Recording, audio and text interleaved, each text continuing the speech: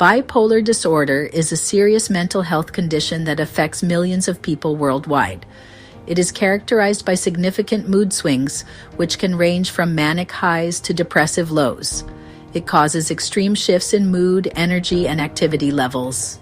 During manic episodes, individuals may feel euphoric, overly energetic, or unusually irritable. Conversely, during depressive episodes, they may experience deep sadness, fatigue, and a lack of interest in daily activities. These shifts can make daily life very challenging. Simple tasks like getting out of bed, going to work, or maintaining relationships can become overwhelming. The impact on personal and professional life can be profound, often leading to significant distress and impairment.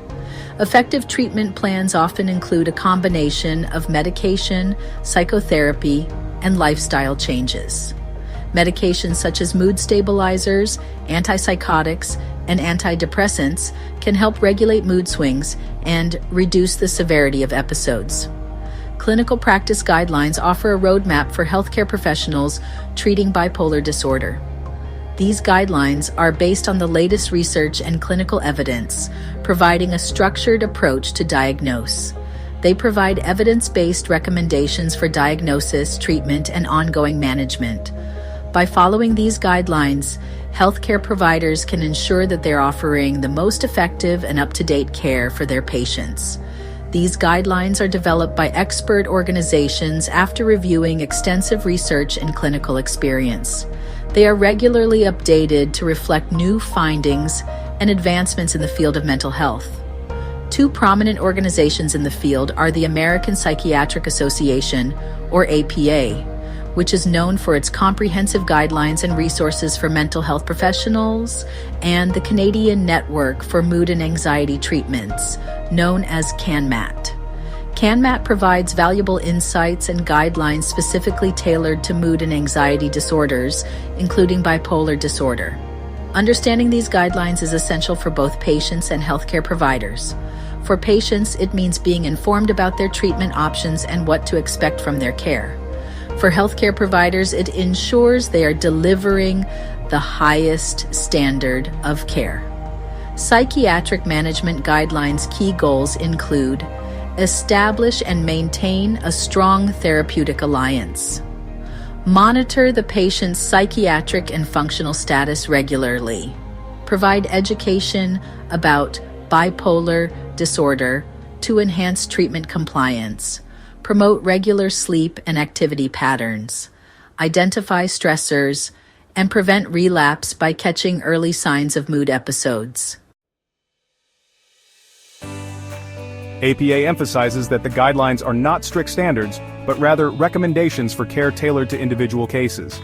They offer a comprehensive approach to bipolar disorder management. A key aspect of the APA guidelines is the emphasis on personalized treatment plans. This means considering each patient's unique needs, preferences, and medical history. Medication plays a central role in the APA's recommendations. Mood stabilizers, antipsychotics, and antidepressants are often prescribed to manage mood episodes and prevent relapses. The APA guidelines also stress the importance of psychotherapy, cognitive behavioral therapy, or CBT, and other therapy approaches can help patients develop coping skills and manage stress. For manic or mixed episodes, first-line treatment recommendation is a combination of lithium or valproate with an antipsychotic for severe cases. Benzodiazepines may be used as short-term adjunctive treatment to control agitation. For less severe cases, monotherapy with lithium, valproate, or antipsychotics. Atypical antipsychotics are preferred for fewer side effects. Electroconvulsive therapy, ECT, is an option for severe or resistant cases or during pregnancy. For depressive episodes, first-line recommendation is lithium or lamotrigine. Antidepressant monotherapy is discouraged due to risk of inducing mania or rapid cycling. As an alternative, especially for more severely ill patients, treatment with lithium and an antidepressant can be initiated. Combined psychotherapy, like cognitive behavioral therapy, and medication can enhance outcomes. ECT is considered for severe cases with suicidality or psychosis. When an acute depressive episode of bipolar disorder does not respond to first-line medication treatment at optimal doses, lamotrigine, bupropion, or paroxetine may be added. Alternative next steps include adding an SSRI or SNRI or a monoamine oxidase inhibitor or MAOI. For patients with severe or treatment-resistant depression or depression with psychotic or catatonic features, ECT should be considered. Antidepressant treatment use earlier in patients with bipolar II disorder may be recommended as the likelihood of triggering a hypomanic episode is probably lower in patients with bipolar II depression than in patients with bipolar I depression. Depressive episodes with psychotic features usually require adjunctive treatment with an antipsychotic medication. Rapid cycling is described as 4 or more mood disturbances within a single year. For rapid cycling, identify and address medical factors contributing to cycling, like thyroid issues, substance abuse, or others. If patient is on an antidepressant, taper the medication as possible. Use mood stabilizers like lithium, valproate, or lamotrigine. In mixed episodes, valproate is preferred over lithium due to greater effectiveness. When first-line medication treatment at optimal doses fails to control symptoms, recommended treatment options include addition of another first-line medication. Alternatives include carbamazepine or oxcarbazepine in lieu of an additional first-line medication. Combinations of medications may be needed, adding an antipsychotic if not already prescribed or changing from one antipsychotic to another. Clozapine may be particularly effective in the treatment of refractory illness. Risk of relapse for a period of up to 6 months is high following remission after an acute episode. This phase is called the maintenance phase. Maintenance treatment aims to prevent relapse, manage residual symptoms, and improve long-term stability after an acute episode of bipolar disorder. Continued use of medications like lithium, valproate, or lamotrigine that stabilized prior episodes. Alternatives are carbamazepine or oxcarbazepine, depending on the patient's response and tolerance. Psychotherapy and psychosocial interventions are critical for medication adherence and early symptom detection. For patients treated with antipsychotics during acute episodes, the need for continuation should be reassessed. These may be discontinued unless required for ongoing psychosis or recurrence prevention. Incorporating therapy to enhance adherence to treatment, manage lifestyle changes, and detect early symptoms of relapse. Group psychotherapy and support groups can help with adaptation to the illness, emotional regulation, and managing interpersonal challenges.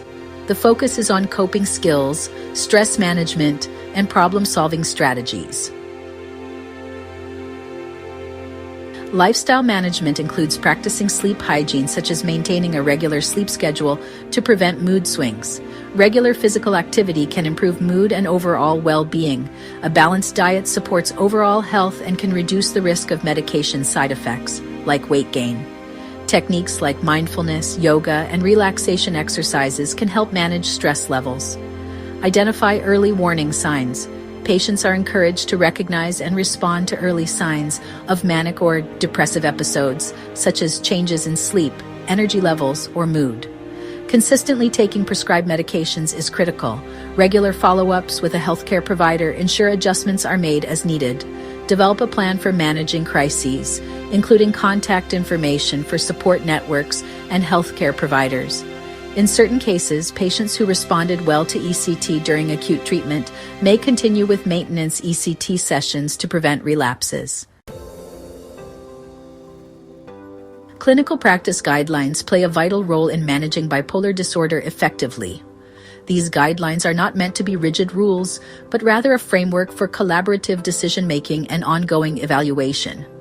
This collaborative approach ensures that patients are active participants in their treatment, fostering a sense of ownership and empowerment in their journey towards stability and wellness.